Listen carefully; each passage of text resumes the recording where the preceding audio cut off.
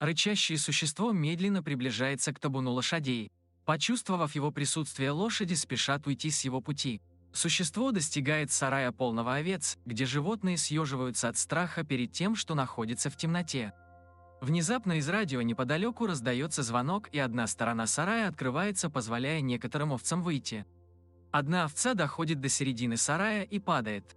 В доме неподалеку Мария наблюдает за метелью через окно, пока готовит ужин. Она не замечает загадочного существа, наблюдающего за ней с другой стороны окна. На следующее утро муж Марии, Ингвар, убирает сарай и кормит овец. Позже пара помогает овце родить ягнят.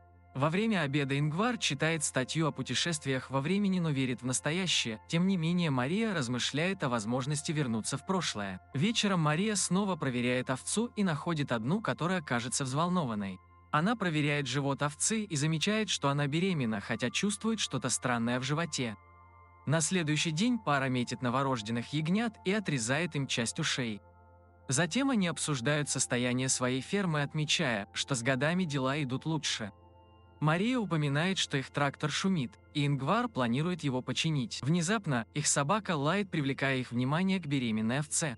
Они помогают овцам рожать и шокированы, когда ягненок выходит. Мария держит ягненка на руках и приносит его домой. Мария держит ягненка, которого они назвали Адой, и кормит ее из бутылочки. Они держат ее в тазике рядом с кроватью. На следующий день Ингвар достает из сарая старую кроватку и ставит ее в качестве кровати Ады. Мария направляется в сарай и замечает, что мать Ады смотрит на нее, но игнорирует это. Мария обращается с новым ягненком, как с младенцем, баюкая его и напевая перед сном. Увидев, как его жена ухаживает за животным, Ингвар едет на тракторе по полю, но останавливается и плачет, поскольку его переполняют эмоции. Несколько дней спустя Мария просыпается и видит, что Ада наблюдает за ними из кроватки, как ребенок. Пока он исправляет трактор, собака приближается к Ингвару, надеясь поиграть. После того, как Ингвар бросает палку, собака возвращается, скуля, как будто боится чего-то снаружи. Тем временем Мария слышит звук снаружи и обнаруживает, что мать Ады зовет ягненка через окно. Мария и Ингвара прогоняют овцу прочь. Однако она возвращается, пока они смотрят телевизор. Устав от шума, Мария запирает окна, чтобы заглушить звук. Однажды Мария отправляется в поле, а Ингвар присматривает за ягненком.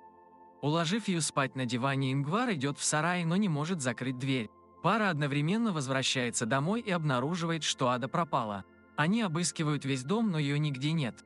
Пара расходится и ищет снаружи. Ингвар проверяет реку, пока Мария ищет в поле. И жена и муж впадают в отчаяние, пытаясь найти своего ягненка. Спустя долгое время они наконец выслеживают Аду с ее матерью. Мария берет ягненка, обнажая человеческое тело, прежде чем Ингвар укутывает Аду своим пальто. Мать гонится за ними, когда они несут ее ягненка обратно в дом. Возмущенная Мария кричит, чтобы овцы ушли. Пара наблюдает за своим гуманоидным ягненком в ее кроватке дома, радуясь, что она в безопасности. Однажды Мария играет с Адой в поле и создает для нее цветочную корону. Рядом с дорогой группа людей припарковывает машину и выносит мужчину из багажника. Затем они бросают его и его мобильный телефон на обочину дороги, прежде чем уйти. В тот вечер Марии снится странный сон об овцах со светящимися глазами.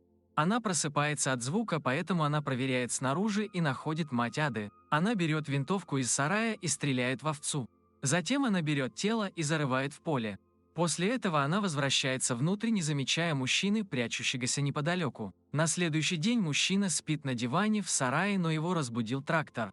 Он замечает странное существо в сарае, но оно исчезает, когда он смотрит снова.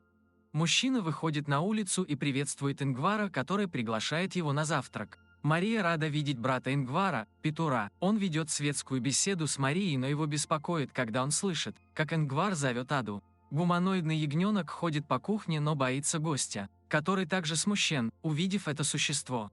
Пара ведет себя так, как будто все в порядке, в то время как Петура явно беспокоит странный гибрид, сидящий с ними за столом. Пока Ингвар красит дом, Петур проверяет ванную, где Мария купается с Адой. Наконец Петур расспрашивает брата о том, что происходит, а Ингвар просто отвечает, что это счастье. Вечером Мария просит Аду пожелать Петру спокойной ночи, хотя они оба по-прежнему скептически относятся друг к другу. Когда они одни, Петур пытается поговорить снова о ситуации с братом, но Ингвар отказывается. Ингвар предлагает Петуру остаться с ними, лишь бы он не мешал их семье. В постели Мария задается вопросом, почему пришел Петур. Ингвар не уверен, но они делают вывод, что Петуру нужно уйти от людей, которым он должен деньги. Мария переживает за пребывание Петра в их доме. На следующий день Петур помогает паре собрать урожай. При этом Ада наблюдает за своим отражением в реке с их собакой рядом. Ада подходит к собаке, но она скулит. Когда Ингвар зовет их, собака торопливо идет к нему. Ингвар присоединяется к Аде у реки, пока Мария готовит кофе для них. Петур ласкает ее лицо и комментирует, как она оставила дверь в ванную открытой во время принятия ванны, намекая, что она хотела, чтобы он ее увидел. Когда Мария обвиняет его в ребяческом поведении, Петур утверждает, что это они играют дома с животным. Однажды собака скулит в сарае, что-то почуяв. Тем временем Ингвар просит Петура помочь ему убрать сарай. При этом Петур находит старую барабанную установку и с удовольствием играет на ней. Ада наблюдает, как он играет, и неловко танцует в такт. Позже Петур насмешливо кормит Аду травой. Ингвар находит их и ругает брата. На следующий день, пока пара спит, Петур выводит Аду на прогулку с винтовкой. Двое направляются в поле подальше от дома, и Петур направляет оружие на существо. Несколько мгновений спустя Мария просыпается и сразу же начинает беспокоиться, обнаружив, что кровать Ады пуста. Она ищет ее в доме, пока не находит ее спящей на руках Петура в гостиной. Однажды утром Мария посещает могилу своей настоящей умершей дочери по имени Ада, и ее ждет уже новая Ада. Читая историю, чтобы усыпить Аду, Ингвар вспоминает, как искал умершую дочь. С течением времени Петур тоже привязывается к Аде. Он уводит ее с собой поездить на тракторе по полю, давая паре возможность побыть наедине в своем доме. Затем Петур берет Аду на прогулку на лодке во время рыбалки в ближайшем озере. Возвращаясь к дому, трактор ломается, и остаток пути им приходится пройти пешком. Когда они возвращаются, Петур сообщает Ингвару, что трактор сломался, и злится, когда Ингвар предполагает, что он не проверял масло. После ужина взрослые наслаждаются напитками, смотря спортивные передачи по телевизору. После того, как игра всех разочаровала, Мария загружает кассету в телевизор и проигрывает музыкальное видео, когда Петура был певцом. Мария танцует с Адой под музыку, пока Петур копирует себя из видео. Петур присоединяется к танцу, но Ада в конце концов отстраняется и уходит. Снаружи Ада находит собаку, рычащую на что-то. Ада смотрит на существо перед ними, а затем убегает. Ада прячется и смотрит на свое отражение в зеркале, размышляя о своем существовании. В доме Ингвар случайно падает, пытаясь отбить мяч. Поэтому Петур несет его в постель.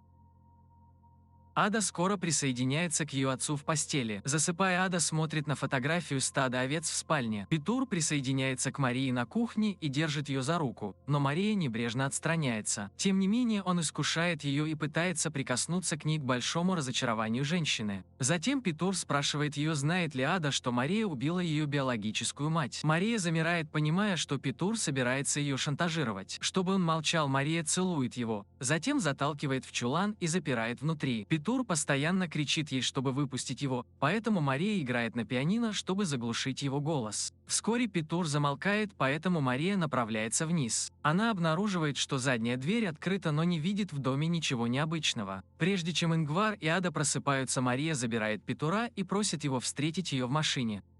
Затем она берет тяжелую сумку и отвозит Петура на главную дорогу. Когда Ингвар и Ада просыпаются, они не находят их двоих в доме, поэтому вместо этого они завтракают одни. Мария подвозит Петура, и он принимает решение, осознавая свое ужасное поведение по отношению к ней и ее семье.